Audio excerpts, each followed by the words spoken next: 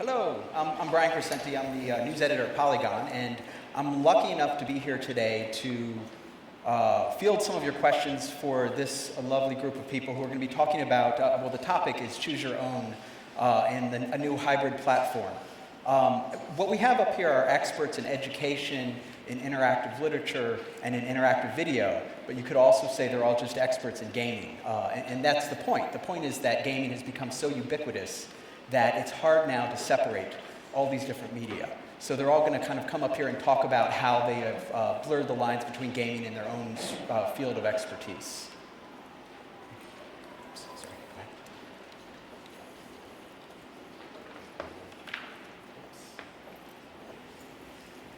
So hi, my name is Alon Benari. I work at a company called Interlude. Let me see.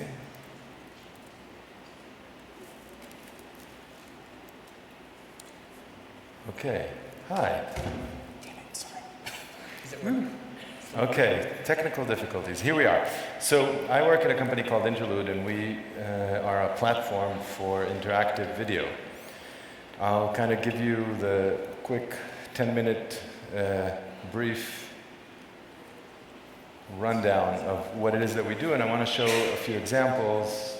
Most interestingly, I think, a short film that we actually launched last year in the Tribeca Film Festival, which is really exciting and cool. I'll give you the background, and then I want to talk for a second about the context for gaming. So we started as a small tech company in Israel that is kind of different than most tech companies that, like, we are not ex-pilots or ex-military, and we don't know, like, crazy coding stuff. We're a bunch of creative people. Our CEO is actually a well-known musician and artist, and I used to direct TV, and we would do a lot of music videos together, and we had this challenge: how can we make music videos more engaging and get people to kind of lean in, interact with them, but not in a way that interferes with the content. And because we're kind of in the brief version, I want to start by showing just a quick example. Can we switch to my computer? Let's see. Magically. Hybrid platforms. Okay, so I'll give you the background until we get there. Basically, the idea we had was, how can we make a video experience that you feels like video? You're watching video, watching audio. I reminded you we're musicians and filmmakers, right? But we let people interact with them, change them, affect them. This is me. We let people interact and change with them and have the video unfold, reacting to your choices or your preferences. And the interesting thing was that over the past, 20, 30 years, the internet has evolved, online video has evolved a lot, but if you think of it, what happens inside the video itself hasn't changed. It's still like the big evolution that all these devices have made in online video is basically they made video shorter, right? So you watch shorter segments to the extent of even 6 seconds, but it's still a linear video. And we tried to see how can we add, like, hypertexting, linking, layering of content part of video. So this is a really big build-up, so I hope you're all going to be super impressed once we get this working. What do you think? It's pretty awesome. Thank you. I designed it myself. This will be interesting without. It is. I'm plugged in. It's all. This is the audio. Yeah, we're all plugged in. We have our best people on it. I'm sorry. So I can say, you know what? I'll switch to the second thing, which I wanted to speak about after this video, which is, how does this relate to games? And interestingly enough, again, I don't know how many filmmakers you have here, but filmmakers have this ego thing, where we are not games. And for 3 years, I think, we went around saying, like, yes, we add interaction on video, but we are not games. We are video. And over the past couple of years, I think, and this is something that we will probably hear from other people, there has been a very significant kind of blurring of the lines between what exactly is a game and what exactly is a video. And suddenly it's become clear that these distinctions are kind of irrelevant. And over the past couple of years, we're kind of proud to say, yes, we are gamifying video. And if you see the video games, I don't know, the Telltale games are probably the best examples, the Walking Dead and all those, that are starting to take games and kind of shift them towards more classic narratives, more classic storytelling, deeper character building and stuff like that. So we're kind of trying to approach from the other side, taking video and adding gaming engines and gaming mechanics to the videos, and hopefully we will meet in the middle. That's all I can say without showing you videos. So Let me, since we're filling time. Yes. We were talking a little bit before about Guitar Hero Live, which was recently announced, and the fact that it is taking live video and putting it into a video game. How do you see that as being different than what you've been doing? Or is it? You know what? I don't think it's that different. At its core, look, without looking into like we like our platform and stuff like that, looking at this from a more academic standpoint, I think the notion is the same. Basically, how can we take live video, add interaction elements to it, and still keep it in a coherent video experience? I think, yes, you will see, I don't know, whoever saw the trailers for Guitar Hero, it's still Guitar Hero. It's a game. You're trying to get points and you're trying to match, the tune on time. There are no real, characters, storylines, and I think we're still approaching it more from the narrative side. And maybe it's still backward thinking on our end because we come from music videos and from advertising and from, classic linear storytelling. But I think at its core, it's very similar. Do you think that we're heading toward a place in video where there won't be as clear a distinction between gaming and videos? Like people are going to go to the movies and perhaps be able to control the experience on screen. I know there have been some experiments along those lines. Yeah, so again, I think the definitions here are what's kind of keeping us all back. You need the laptop? I'll get it to you. Here you go. So, sure. I think that the definitions are what is holding us back, because when you say games, right, I think of niche audience using niche hardware in their niche community and doing their things. Either that, or now there's this new, again, like what's the word? Casual gaming, right? And then it's something that I do on the subway while I'm waiting for time to go by. I think, yes, I think we're going to a place where video will have, woohoo, it's working. Sorry. And so I think we're going towards a place where video will have interaction in it. Will that be defined as games? I don't know. Okay? Really. So, okay, without further ado, so let's take a look at this, okay? Again, a lot of build-up, but I want to kind of keep it simple. This is the first interactive video that we did in our company. This is before we were a company. We were just a band. This is the bass player's apartment in the slums of Tel Aviv. So we are supposed to have audio right about now. And we do not, but we will figure that out in a second. It's coming. Wait. Headphones. All right. See? Background in computers. My mother will be proud. Okay, so it starts as a regular music video, and that was probably what was most important for us. Okay? We want you to enjoy the video. And then as he gets to this point here, he meets these two people, and now we can choose which of them I want to follow. I choose the guy gets the headphones, and now we will follow the guy into the party. If I would have chosen the girl, she would have gotten the headphones. I would have followed her to a completely different place. She would have met different people. But if you want to see that, you need to watch the video again, right? Which is part of the idea here. So he walks into the party, and in a second, he will meet two other people. And again, I have this choice, and I can see how it will branch out. So this is an obvious choice. Nobody chooses the workaholic. And again, notice that it is completely seamless. The video doesn't stop, doesn't buffer, doesn't stutter, doesn't reload, stuff like that, because we wanted this to be a completely seamless experience. So for example, this is the educational part. It's before we were funded by corporate VCs. Anyway, so now I will not choose because, I don't know, I'm a viewer who wants to lean back. I don't want to, and it'll choose for me, and it'll keep on going completely seamlessly because, again, some viewers just want to enjoy the video, and that's perfectly fine. Okay? So ideally, I would love to show you this whole thing, but we're kind of on the clock here, so I want to show you 2 other examples before we move on.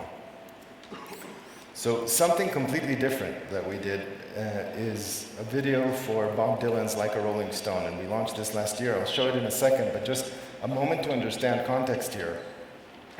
In the video that we just saw, it was structured kind of like what you would call choose your own adventure. It starts down one path, we reach a junction, and then you choose, do I want to go this way or that way? Based on my choice, it unfolds, okay? And then I get to another junction, and it branches out, and we get this tree that branches out. So what we're doing here in the Bob Dylan video, we have a completely different type of interaction, where we have multiple layers that are working in parallel, and I can switch between them at any given point.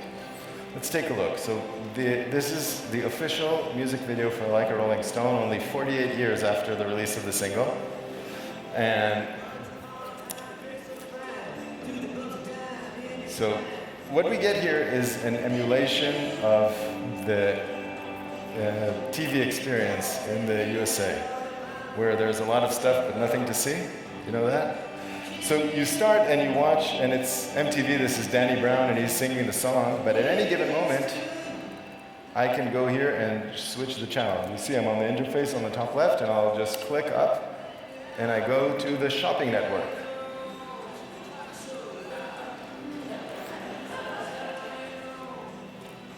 And let's go one more. And this is the History channel.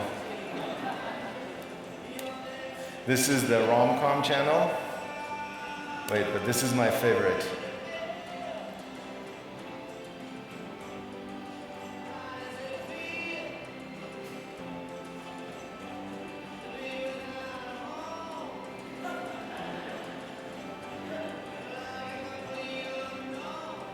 Yeah, so we can keep on browsing. There are 16 different channels. And you can stay on each one as much as you want. There's like subversive little notes on the bottom of the newscast if you want. What else do we have here? This is the cooking channel. And this is a 6.5-minute video that people watched on average 3 times, which is crazy for online video, as you know. I hear there's a lot of Pawn Stars in the audience, Pawn Star fans in the audience, right?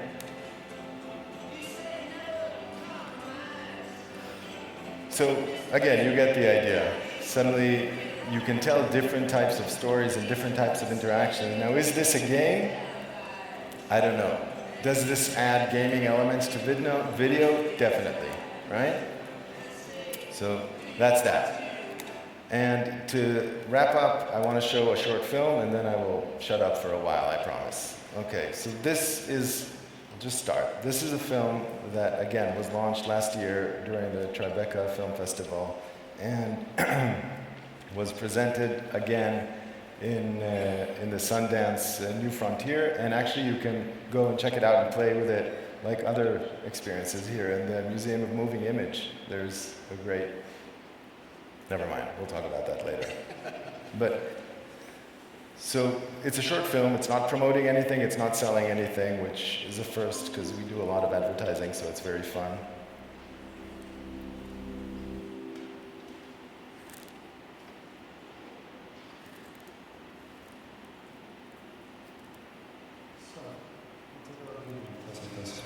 Where are you going?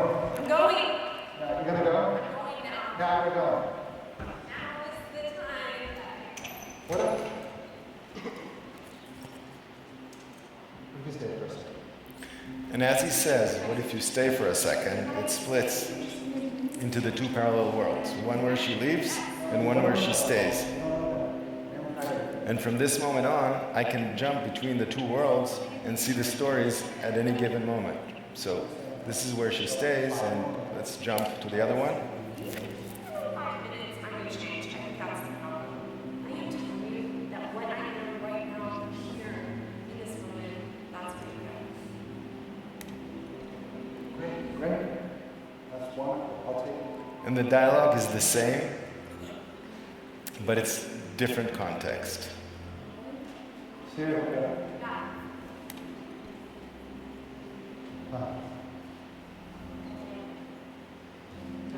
Did you forget something? Because I thought you were going. No, now I can't go.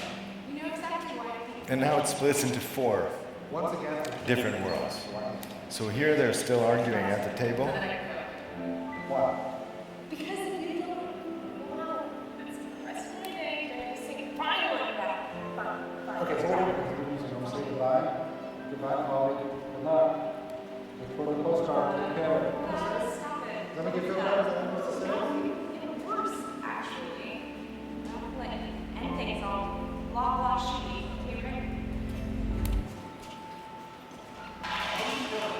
I need to do something drastic. So now we have 8 parallel worlds. And here she's smashing the house, while here they're making out.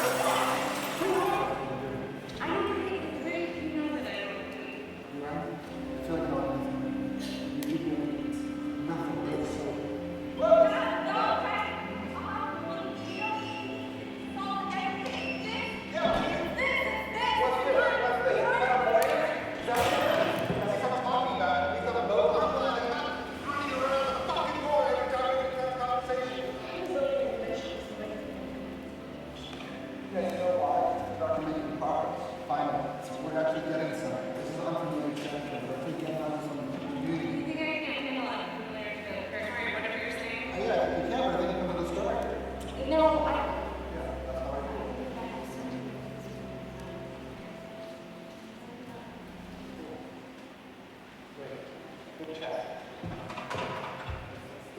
And as she says that they're breaking up, it splits to 16 different worlds.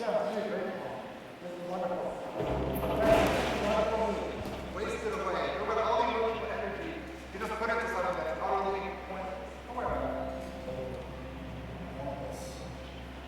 And you can see the other couples in the background.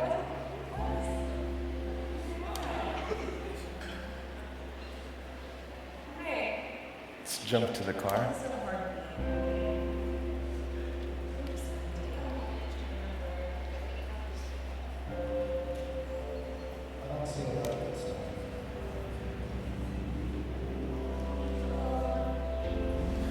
So now, if in a regular video you would have the montage sequence where you see their relationship, so here you have all their memories spread in front of you, and you can jump to any one of them.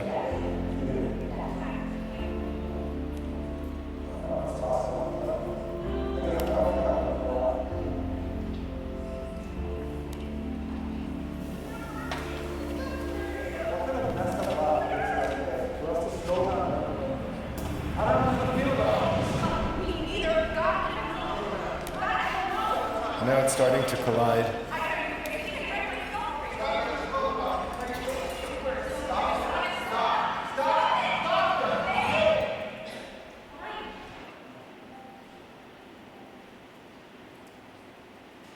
Now it's just back to him and her.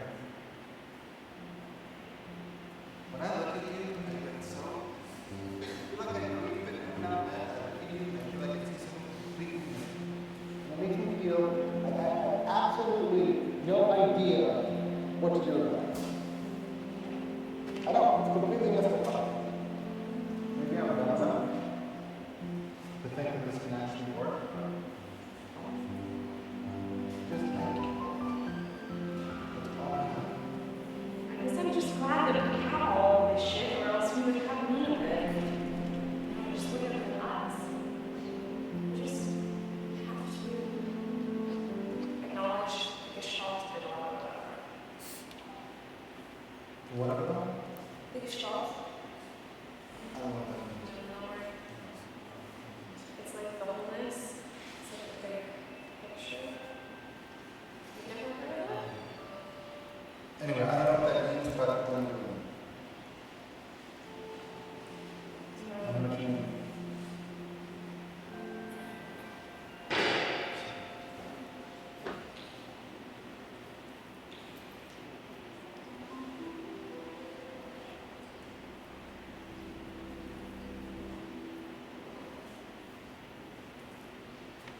So, let's take over the And it loops. Yeah. That's that. Thank you. Those are my. Do you need the You want to try hooking up your iPad? Hi, so I'm Samantha Gorman, and thanks for having us. I'm representing Tender Claws, which is our artist studio. I'm also a PhD in my third year at USC in media studies and narrative design. I'm going to be showing a project Pry, and the main thing I'm going to be discussing is kind of how artists and writers and game designers walk the line between agency in what the what the reader sees and the directorial input that the author gives. So Pry is actually created by myself and Danny Canizzaro. I'm sorry he couldn't be here right now, but the two of us filmed, wrote, designed, and actually learned to code to make it. Part 1 is released on iOS, and Part 2 is coming this summer. It's part film, part game, and part book. And it really kind of looks into what happens to our memories when we have to rewrite or face some of the things that are difficult for us. It takes place in the mind of James, the main protagonist, 6 years after he returned from the First Gulf War. And the whole story is actually, it's one story, but it's unified and connected through the different chapters and interfaces. Although it's one story, the chapters are sort of fragmented because they're really trying to evoke the elusive and fragmentary nature of memories and thoughts. So before we did this project, which is actually very authored, I have a history in going all the way back to the 90s in hypertext. And I wanted to try to create something that was still exploratory for the reader, but that was a very authored, very single story through line. I'm going to be showing some of the design techniques we use to achieve that by showing a few of the chapters. So the reader is really situated inside the mind of James. And because they're sort of a ghost, they're sort of have first perspective knowledge of what's happening in his thoughts, we're using a lot of the built-in gestures of the device and kind of the platform. We really strongly believe that if you're going to be storytelling, to look at like the platform or the media you're working in and figure out what are its constraints, what does it do best, and learn to use those. So through the Apple vocabulary of gesture, we often use the pinch gesture as something that's reoccurring throughout the book. At any point in the first 2 chapters, you can, I'm going to show actually a different chapter because it's brighter. That's okay. So you can pinch to open James's eyes and see what he sees in the first person perspective of the external world. Any point, if you let go, you'll receive thoughts and ruminations that update what you've just seen. There's also a third mode that if you do the inverse and you bring your fingers together, you get into a deeper layer of what the character has suppressed that's more stream of conscious. So again, it was really important for us to try to make something that was kind of open, exploratory, without like saying click here or showing exactly where you needed to interact. And one of the ways we achieved this is by actually sticking to a sort of story structure to glue things together. So the story that runs throughout it, there's various interpretations based on how deeply you read, but we wanted the interpretations to kind of come to the forefront by picking a few key plot moments. And as designers, we're able to influence what the key plot moments are by doing tricky things such as if we want you to see a plot point on the external world, such as the introduction of a character, and you're on the internal world, we'll often pause the video on the external world, but keep the sound going on the internal world, so it seems like the reader has a sort of flow and continuity, so they often don't realize we're kind of highlighting certain aspects of the story. The thing that we like to actually compare it to is if you're thinking about film, It's a sort of composed and directed film, but we're really letting the readers kind of control what the edits are. So very briefly, there's a number of chapters, but I'm going to show a different chapter to illustrate the point, which in this chapter, James is telling himself kind of the story of something that's happened throughout, or the main climax of the narrative. But he is an unreliable narrator, and the deeper you dig, the more lines you spread, the more you get an indication of that, the more you'll get deeper details. Sometimes he'll go back on what he said. If there's a point where he doesn't want to address something in text or in language, the screen will often rip apart to associative video or text. And it's a very, this is actually quite crazy complicated. Each line has to be a certain number of characters. So it was kind of a pain to write, but it sounds simple. But there's all sorts of tricks that kind of add to the user experience to make it more fluid. For instance, the pinch. We have a very specific pinch that recognizes if your fingers are together to pull apart very specific lines, or it can also extrapolate, because the idea is that it wants to bring the user deeper. So it's always looking for places where it can add more content in. So if we have our fingers spread further apart, instead of going automatically to the video where the branch ends, it will try to adjust to find out where more content can be inserted. In that way that we're trying to highlight the kind of the deepness and the continuity of the chapter and how it continues and flows.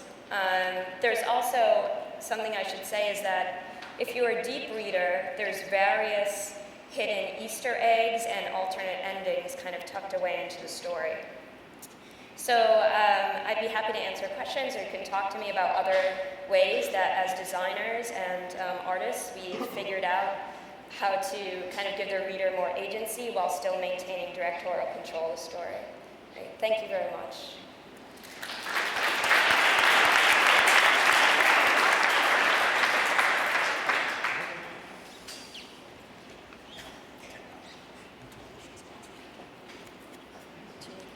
Oh, no, they've got my presentation.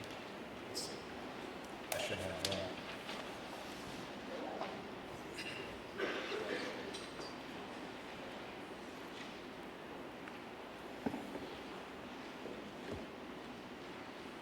You guys got my presentation there? There we go.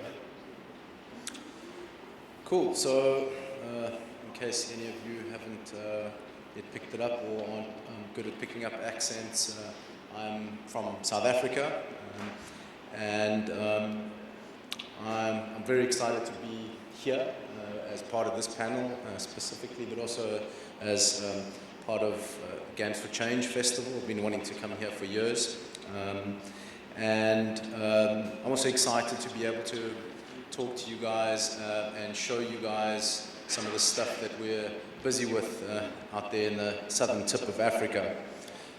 So my company is called Formula D Interactive, and I think that we are very well suited to be here and to be part of this particular panel discussion because of what we do and how we do it. And the reason for that is, so we've got two lines. Is this the clicker, or do I need to give you guys a cue to change the slide? This is the clicker. Say again. I've got a big face.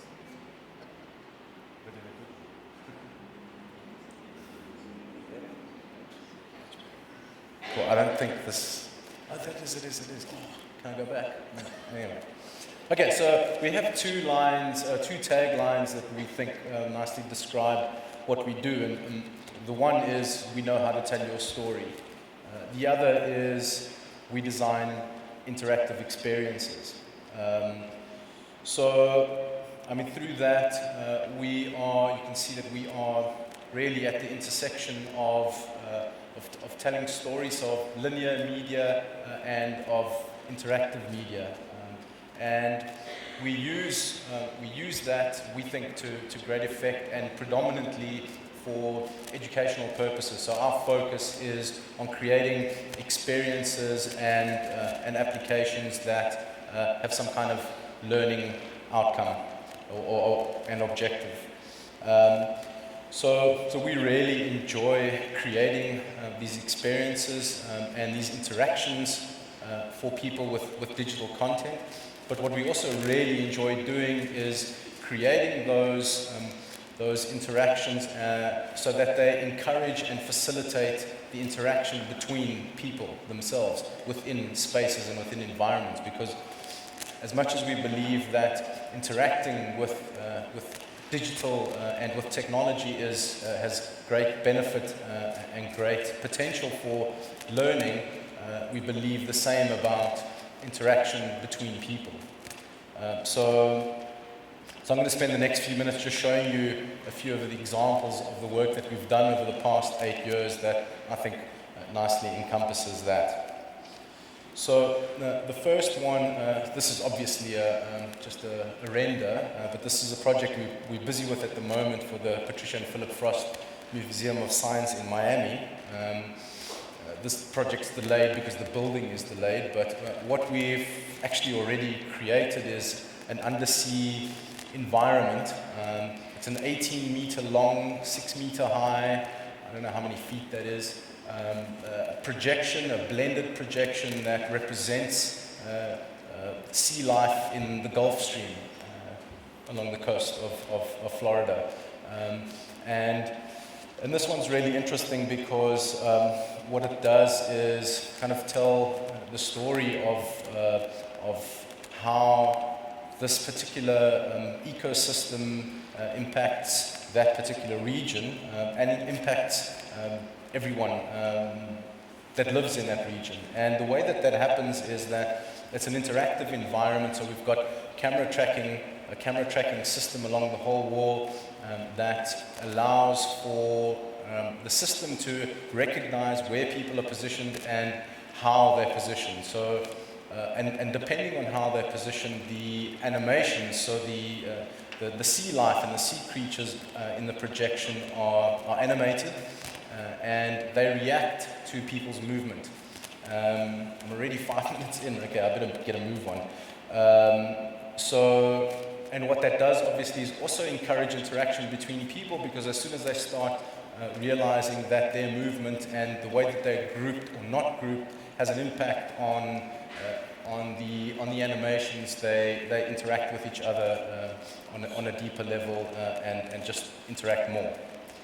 I think I've got a video, but we'll skip that. That was just a demo that we set up for the client. So, multi-user platforms, obviously, that's our focus, and we use existing technology, but we also develop some of our own technology, and we manufacture some of our own technology. That's one of our touch tables, and I'll show you some examples of the stuff that we do on that. So this is a kids game that we've used and we've designed mainly for science center environments, in South Africa in particular, and this is a choices game, and what it does is allow for up to 4 kids to stand around a horizontally orientated touch table and play a game that talks to a narrative and choices that they can make around life. So there's 3 versions: life choices, eco choices, and money choices, and allows them to navigate through scenarios and through narratives and get a sense of how their choices impact or have consequences. And they can see each other's movements through these narratives and see what the consequences are for everybody. I think this next one, yep.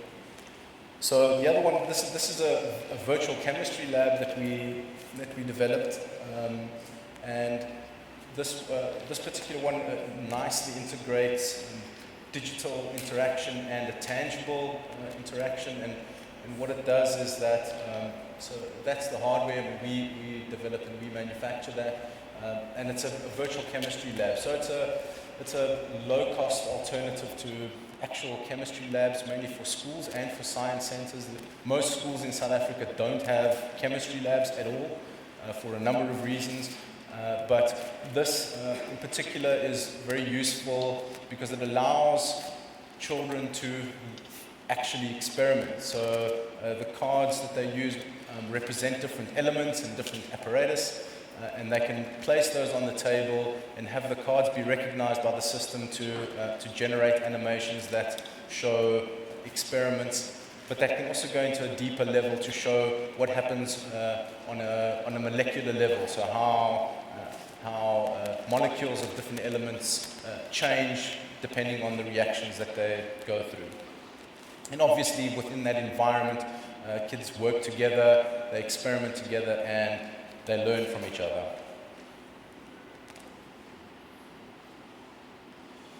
So this one, I'm not really going to talk too much about. This is a video that's pretty self-explanatory, something that you can play the video that we developed for the launch of our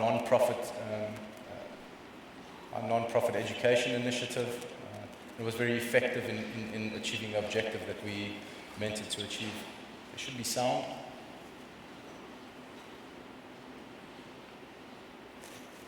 One minute.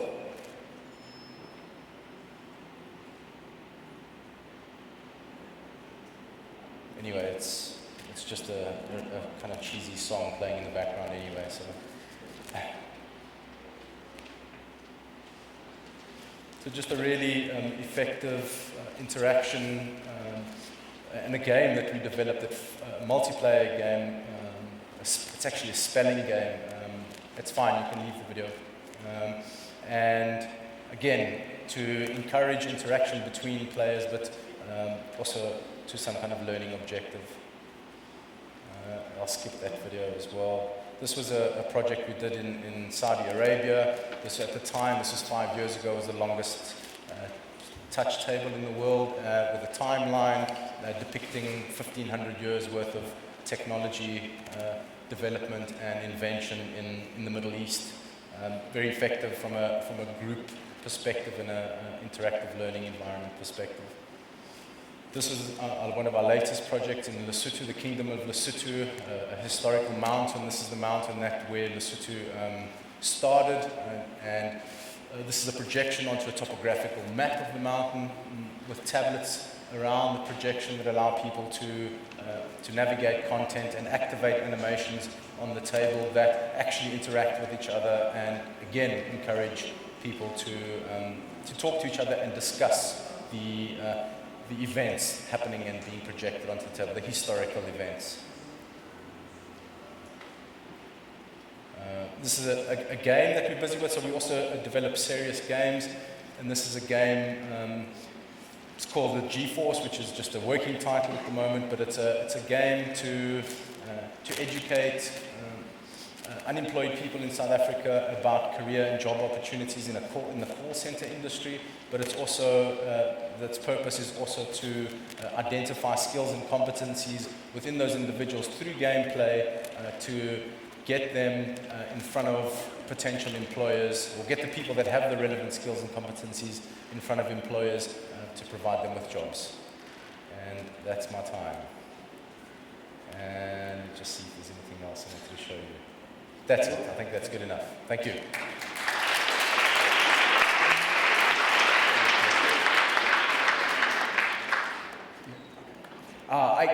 Do we have time to take questions, or are we out? 10 minutes? Yeah, okay. All right. So if anybody has any questions, I think there's someone that's going to come through the audience with a microphone, maybe? Someone? Red shirt? Yes, over there. While you are thinking of a question, perhaps I just wanted to ask everybody here a question each, actually the same question, and that is what we all saw now is creations you all made that were interactive, but were they games? So I'd like you each to answer, do you think what you created was a game, and if so, why? Like, how would you define that as a game? So if you could start. I think will these work? Try it. I don't know. I think it's still a matter of definitions. I don't really think of it as a game yet, but I think we're kind of getting there. It's video that has gaming elements to it, and we don't have achievement, we don't have points yet. So how would you define, why isn't it a game then? What is it does it need those things to be game? I don't know, I think there's a set of expectations for a viewer or a reader or a user, right? When you say a game, I am expecting entertainment, I am expecting interaction, I am expecting some kind of feedback on my interaction, and I think I'm expecting some kind of goal or achievement. And the things that we're doing are still coming from, you know, the narrative world, so we don't have the goal and achievement elements yet, although we have projects that have that, but I think it's all kind of blurring out. So. And Samantha, but if you have a question, raise your hand. It should be more clear, and we'll get it over to you. What do you think? Do you think what you made was a game? Sure. When we first released it, it was actually more embraced by the book and film community, but the games community, especially the experimental games that focus not really on the idea of a goal, have really embraced it. And we are gamers ourselves, so we actually built in a lot of various gameplay elements. One of the things we do, because people have asked us how long the experience is and like if they can go back and like find new things, is to build in a sort of star system, which is kind of weird, but it because you wouldn't normally think of that in a reading experience, but it helps unlock further things in the narrative. And if you're able to find all the stars, it will unlock more and more chapters from this journal that's been burnt. So it gives more context, which I feel like is often the result of an unlocking system in a game, to give additional context to the body of work. What do you think? You guys make a lot of different things. Sure. I think some of what we do is games by certain people's definitions, but I've kind of given up trying to explain or justify my definition of a game or what I think is a game. But ultimately what we do, and we use games to that effect, ultimately it's about creating interactions that are engaging and that are immersive and that get people to really get involved in the environment and the content so that they can learn about that content. And if sometimes games are the best way to achieve that, but sometimes it's a mix of gaming elements and kind of either linear media or some kind of interactive media, but I don't think that it's that important to define it specifically, and we certainly don't. Do you think that the ubiquity of games and the idea that people might see these things as game-like could in some way water down what a game is or confuse the idea of what games are? Any of you can chime in? I think it might water down what it is you're trying to convey, watering down that it's a game. Because I think, the younger generation certainly appreciate the value of games. Older generations tend to pay less attention to or give less credence to things that are defined as games. They seem to think that they're just purely playful and have no real value aside from entertainment, and that's obviously not true. Samantha? I definitely think it's, like, I agree in how that term game is seen across generations. One of the things is we're working at an entertainment company in film, interactive experience, and we were told not to use the word game, specifically when we were pitching, even though that is somewhat what we were making for this different project. And I think that's really interesting. But I think a lot of people use game as a sort of synonymous with engagement, something that engages them or an experience. At least that seems to be what it is evolving to. You had mentioned that you at some point were sort of avoiding that, but it sounds like you've come to embrace it or use it more. Yeah, I think we've gone through that exact path, I think, where traditionally there are these separate boxes, right? Gaming is for gamers, and video is for videographers, or for, I don't know, this is niche and this is mainstream, and these are separate things. And I think as everything is evolving, those definitions are evolving as well. And now, I don't know, like pretty much everything that you do online can be considered a game. So there's all these things that are kind of, I don't know, gradually taking over a lot of different arenas because of the mediums are kind of colliding, I think. And it sounds like none of you approach this as, I hate to use this word, but gamification. This wasn't something where you set out to apply gaming to what you were doing, or am I wrong about that? I have to say, I think like gamification was the buzzword of 2 years ago, and I feel that, and that was kind of part of this process where we're not doing games, we're just doing gamification, Right. which is pretty much the same thing. And I think I myself, and I think everybody's kind of gradually coming to terms with, look, it's not gamification. We're using elements from the game world into video. You want to call it whatever you want, right? Is this a game? I don't know. It is what it is, right? I think that's how I feel. Yeah, gamification is about adding game elements to a medium. I don't particularly like the term gamification either, but it is what it is, and it works.